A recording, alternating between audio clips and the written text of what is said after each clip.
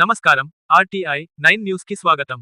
స్థానిక సంస్థల ఎన్నికల్లో వికలాంగులకు రాజకీయ రిజర్వేషన్ కల్పించకుండా ఎన్నికలకు వెళితే ముఖ్యమంత్రి రేవంత్ రెడ్డి సర్కారును ఇంటిబాట పట్టించడమే లక్ష్యంగా ఉద్యమిస్తామని భారత వికలాంగుల హక్కుల పరిరక్షణ సమితి రాష్ట్ర అధ్యక్షులు గిద్దె రాజేష్ వెల్లడించారు.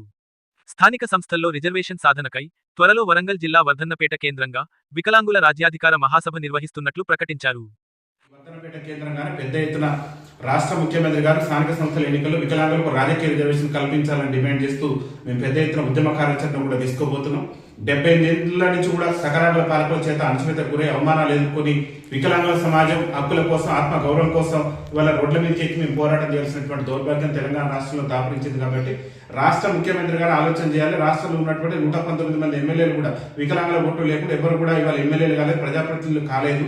కానీ ఏళ్ల తరబడి కూడా అణచివేత గురై అవమానాలు ఎదుర్కొన్నటువంటి వికలాంగుల సమాజానికి సంబంధించి రాజకీయ రిజర్వేషన్ కల్పించడంలో సకలాంగుల పాలకులు నిర్లక్ష్య ధోరణి వ్యవహరిస్తున్నటువంటి నేపథ్యంలో రాష్ట్ర ముఖ్యమంత్రి గారు రాబోయేటటువంటి స్థానిక సంస్థల ఎన్నికల్లో ఏదైతే రాజస్థాన్, ఛత్తీస్గఢ్ రాష్ట్రాలలో వికలాంగులకు ఏ విధంగా అయితే అక్కడ రాజకీయ అవకాశాలు కల్పించారు, తెలంగాణ రాష్ట్రంలో కూడా అదే కోణంలో వికలాంగుల సమాజానికి రాజకీయ అవకాశాలు కల్పించేందుకు రాష్ట్ర ముఖ్యమంత్రి రేవంత్ రెడ్డి ముందుకు రావాలని చెప్పేసి భారత వికలాంగుల హక్కుల పరిరక్షణ సమితి రాష్ట్ర కమిటీ పక్షాన మేము డిమాండ్ చేస్తూ, ఒకవేళ రాష్ట్ర ముఖ్యమంత్రి కనుక రాజకీయ రిజర్వేషన్ కల్పించకుంటే రేవంత్ రెడ్డి సర్కారును ఇంటిబాట పండించడమే లక్ష్యంగా మా యొక్క ఉద్యమ కార్యాచరణ ఉంటుందని చెప్పేసి తెలియజేస్తున్నాం. త్వరలోనే వరంగల్ జిల్లా వర్ధన్నపేట కేంద్రంగా పెద్ద ఎత్తున రాజ్యాధికార మహాసభ పేరుతోని మా వికలాంగుల సమాజాన్ని మొత్తం కూడా చైతన్యం చేసేటటువంటి క్రమంలో ఒక భారీ బహిరంగ సభ నిర్వహించాలని చెప్పేసి రాష్ట్ర కమిటీ అభిప్రాయపడింది. త్వరలోనే దానికి సంబంధించినటువంటి ఉద్యమ కార్యాచరణ కూడా ప్రకటించడం జరుగుతుందని చెప్పేసి తెలియజేస్తూ, రాష్ట్ర ముఖ్యమంత్రి గారు ఈ యొక్క మేము ఏదైతే కార్యక్రమం చేపట్టబోతున్నాం ఆ కార్యక్రమం కంటే ముందే మాకు రాజకీయ రిజర్వేషన్ కల్పించేందుకు ముందుకు వస్తారని చెప్పేసి ఆకాంక్షిస్తున్నాం.